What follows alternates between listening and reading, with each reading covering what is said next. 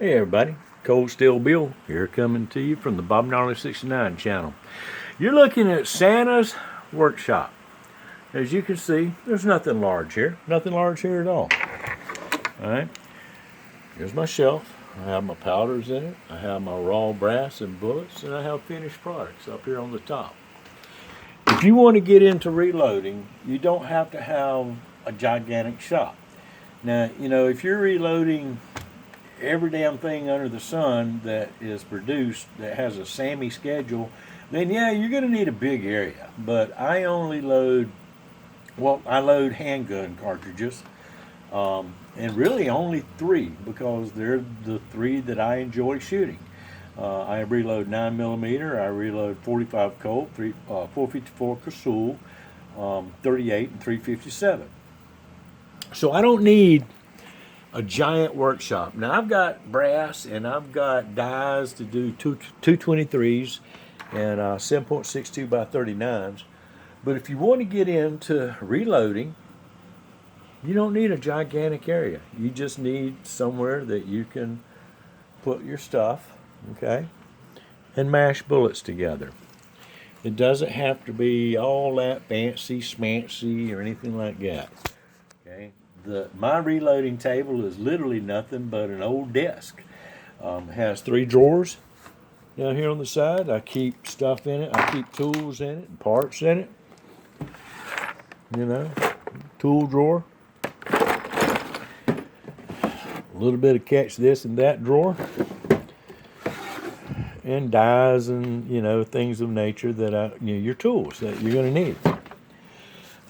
Point being is you see a lot of these guys that are doing the reloading videos on YouTube and so forth, and they have these freaking garages, man, and they've got like 25, 30 different presses, and you'll see shelves behind them that's got every single die imaginable to mankind. Well, these cats have been into it for a long time.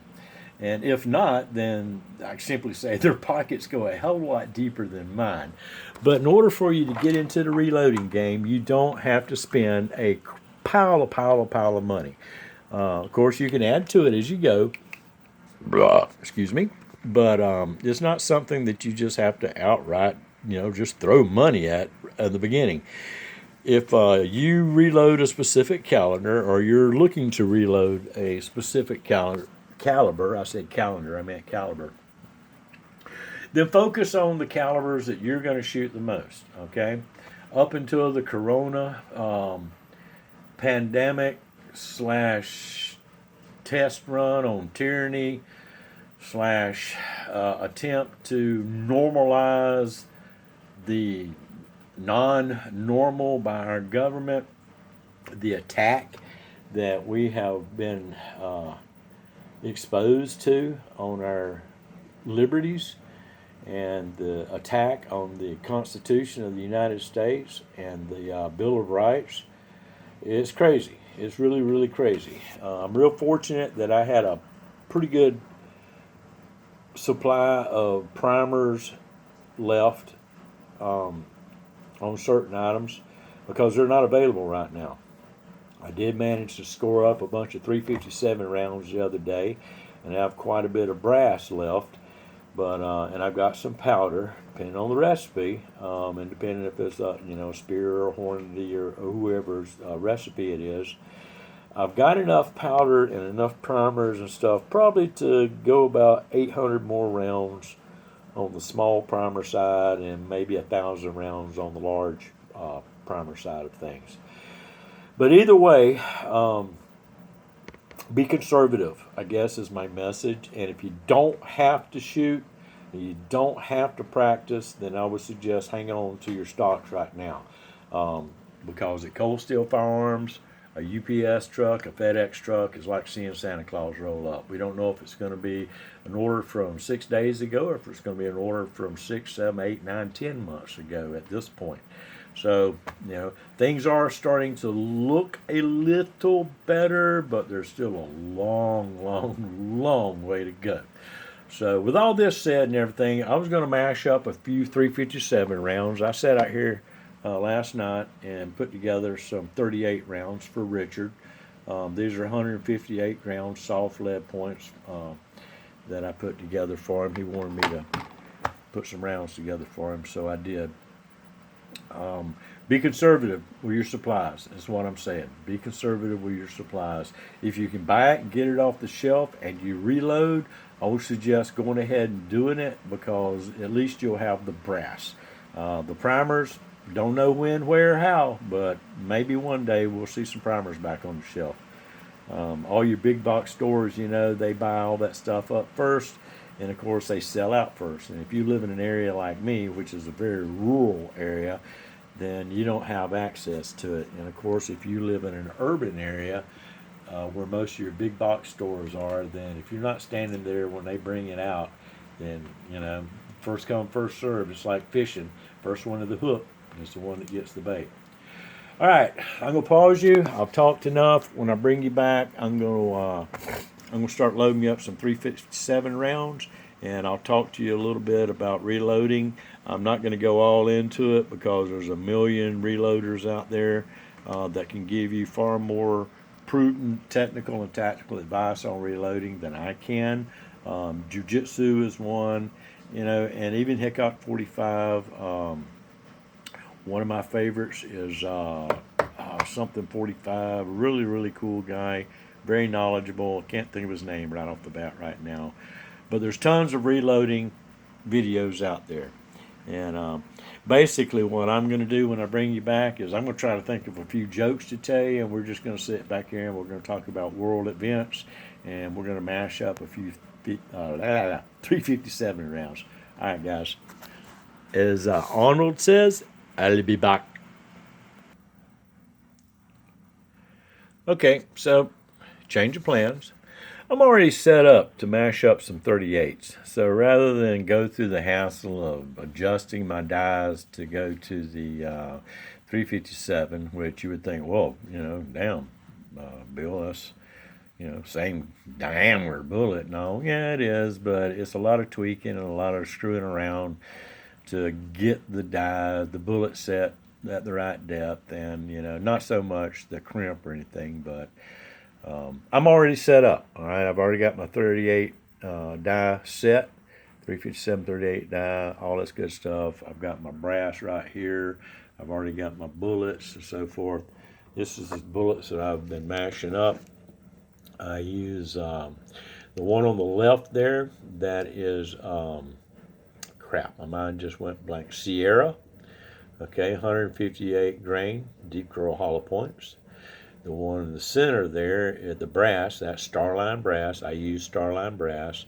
And the bullets on the right there are Sierra, they're not Sierra, they're Remington lead flat points. And they didn't have semi-jacketed on them or anything in the description, but I score big on those bad boys. I'm happy to get a hold of them.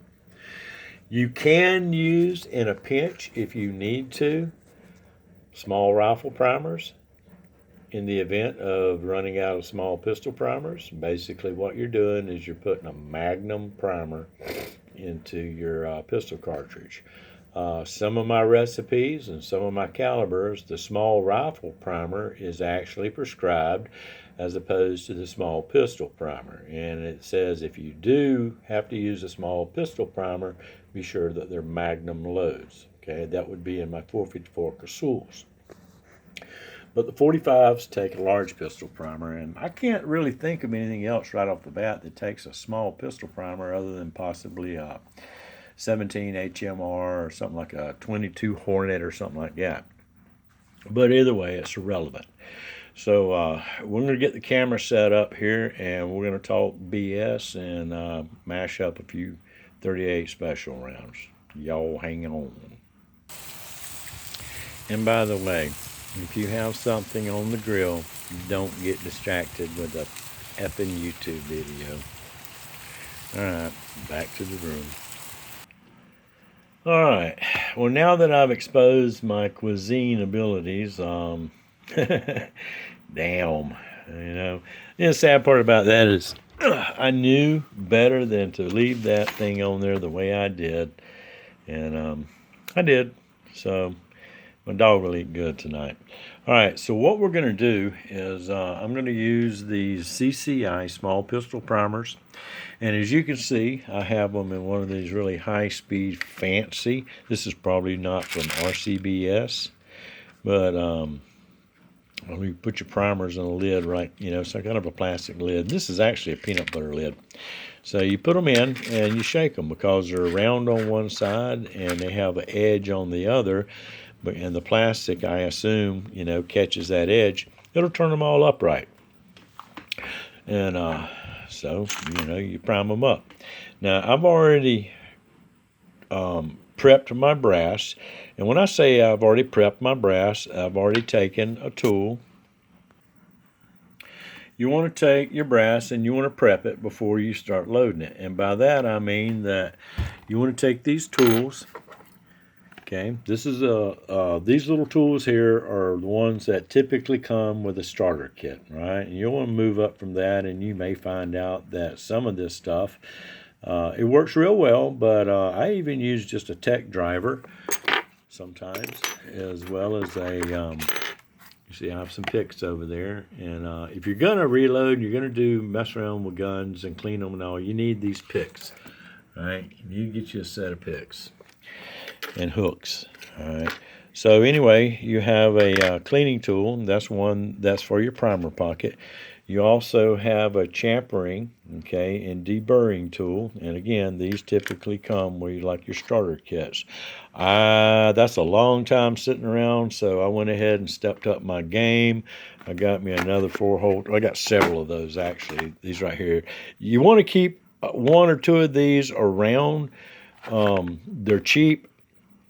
And the reason for it is I have other dies, and I also have other tools like the trimmer here that I use real quick. Okay, and I use it, and this way I don't have to take my dies out of anything that I already have, set up for certain calibers. Okay, I can take those dies and leave them in it, and I don't have to worry about so much repositioning and adjusting and so on and so forth. All right, let me put these back over here in the drawer real quick. Okay, now like I said, we're going to load up some 38s today. We're going to start off, I've already prepped my brass. It's been tumbled, it's been vibrated and cleaned up. The primer pockets have been cleaned. I've trimmed it. I've already taken it, and I'll show you through the steps here. After you've, before you clean your primer pocket, you have to, run it through a decapping die. Okay, and what this will do is, I've already done this. I'm going to mess my brass up. You run it all the way up in there, and this little pin right here extrudes from the bottom. That pin right there. That punches out your primer cap, and it also resizes your brass. Okay, and then you bring it over here to this station right here, and I'll bring it up into this one because it is what it is. You bring it up, and what it does, certain things you can get a powder throw. Mine messed up, and I shoot some pretty high some pot loaded rounds, so I prefer to weigh my powder throws out. Okay, and I keep an eye on it. For a 9mm, it was no problem. Dump. It didn't matter if went up or down a half a grain. But for your 38s, anyway, you want to flare it next. Okay, that would be this station. And what it does is it puts a little bit. Let me see if I can get it maybe where you can see it. Puts a little bit of a flare in the top of that cartridge, so that when you stick your bullet in it, see, it helps the bullet stick in there and guide it down into the case after you put it into the press. All right, and we'll do all that in just a minute. Now, if you're going to get into reloading, let me emphasize this, and I cannot emphasize this enough. Before you buy a single die or anything, decide what equipment that you're going to go with. Okay, everything does not match up together. I decided to go with Lee for two reasons. Number one, they were affordable, and all the reviews on them were very good. But anyway, I would suggest buying you a manual for reloading before you start putting a whole bunch of money into equipment. Now, the reason, as I said before, of it is because you don't know exactly if you're starting off. Now, if you're a novice or you're experienced, then what I'm saying right now is kind of inert to you. But buy a manual and make some decisions based off of your equipment and the caliber of gun that you're going to shoot. Okay, before you actually start putting a ton of money into the rest of your equipment. And it was a mistake I made. I had a whole bunch of stuff for reloading before I ever got my manual. And I was chomping at the bit to load up some bullets, and I did. But I was afraid to shoot them because I didn't know if I was going to blow it up. I didn't know if I was going to give myself a squib. I didn't know exactly what in the world was going on. Okay, so you can't really do anything unless you have a recipe book, just like cooking. As you can see, if you ain't paying attention to what's going on, you can mess something up. I sure hated I messed that roast up. Well, a dog's going to eat good. Another very, very essential piece of equipment that you're going to need, especially if you're loading auto loaders, is a set of calipers. All right. Now you can get these calipers for high dollar, or you can do like I do, go down to the local O'Reilly's auto store, spend $15 to $12, buy yourself a set of calipers. They're fine. Now, if you're loading revolvers, then the caliper isn't such a big issue, because on your bullet, as you see up there, right there, that's called a crimp groove.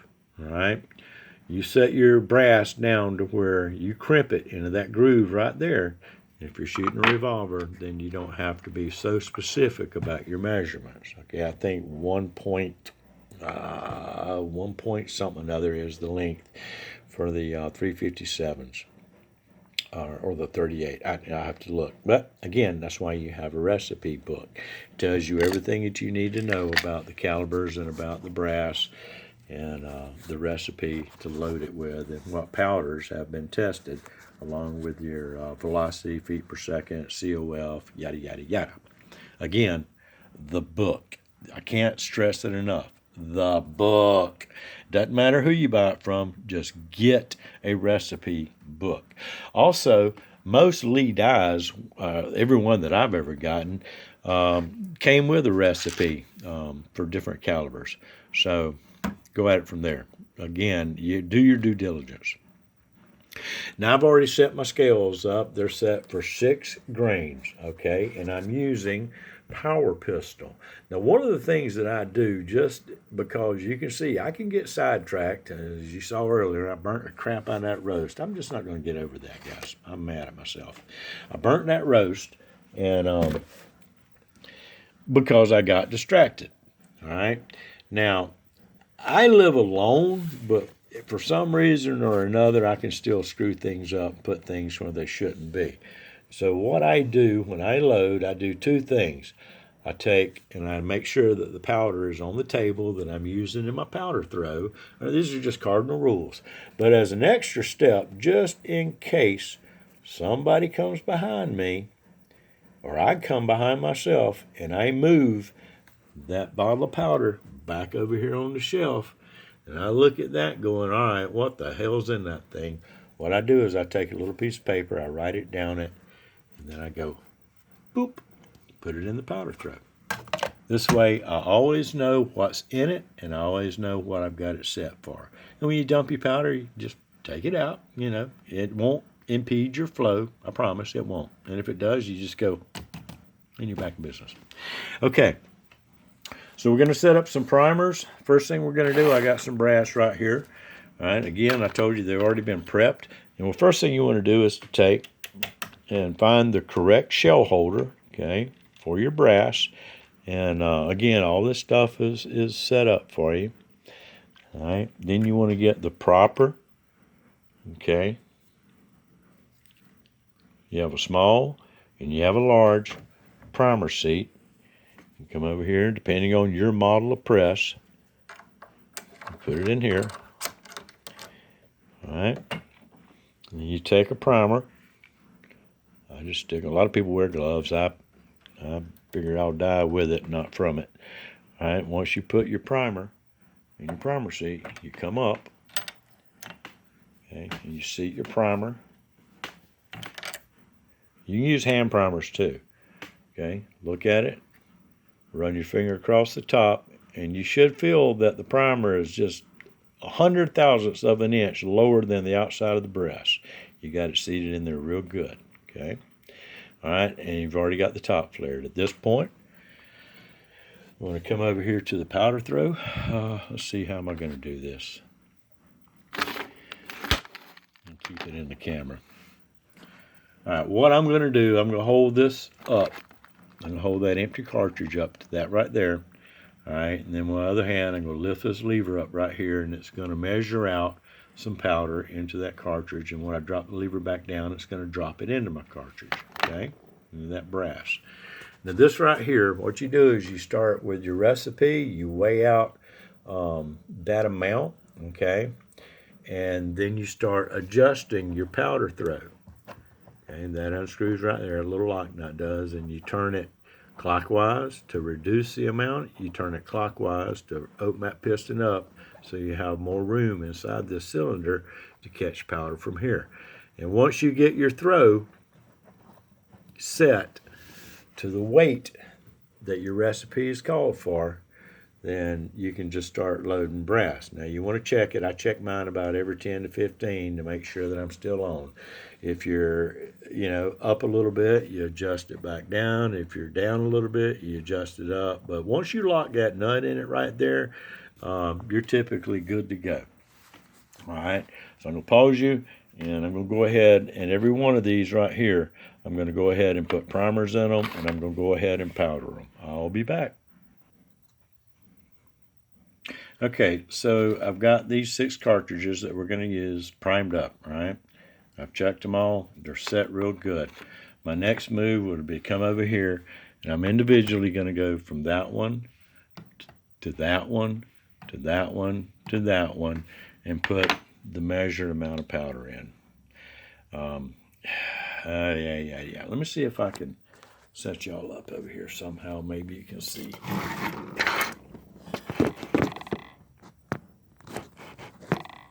Okay, maybe that'll work. I don't know if you're in the screen or not. So what I do is I come over here, and I use these older little rack things here that you buy when you buy your rounds. Bullets come in them. I use them because I set everything up at a different stage as I go. All right, now the next thing I want to do, get you moving around without cutting you off. Next thing I want to do, I want to make sure, when I check my rounds, and I'm going to take this flashlight. I can do this without spilling it because I can spill them if. All right, so anyway, I come inside over here, I take my flashlight, and I look down inside my rounds, okay, and make sure that they all have powder in them, and they all seem to be equal, and I haven't double thrown anything. All right, now, we're ready for the mash them up part now, all right? This part I can keep you with me on. I've got my brass. It was all prepped. I got it primed. I got it flared. I got it powdered up. Let me take this out of the way. Put my cartridge in there. We're going to use one of these hollow points first. See how I stick it in there? That. Select the die, which is the bullet seat. Okay, I come up. Check it to make sure I'm where I want to be in it. I'm right in the crimp groove. It's got a nice little taper crimp on it. But because I am shooting a revolver, Probably with these loads, as hot as these are, I wouldn't have any issues probably with crimp jump. Revolvers have more issues with crimp jump than other pistols, but I also want to make sure I have a nice factory crimp on it as well. Okay, and there you go. There's a finished product. Okay, ready to go. And I just take, like I said, I take an old holder of some kind and put them in it until I'm done. All right. Now what else I'll do too to speed things up is I'll take a bullet, because if it sticks in it, it'll hold in there nice and good.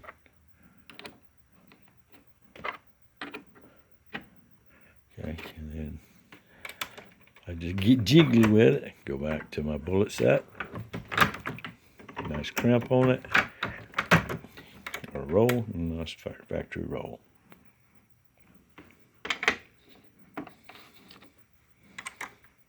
Try to make sure your bullet is setting upright.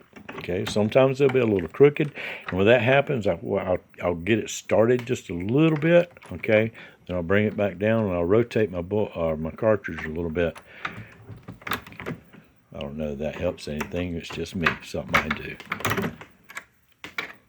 All right, once you get everything set the way you want it, see how this one is right here? It's kind of crooked in it. Straighten it up if you can.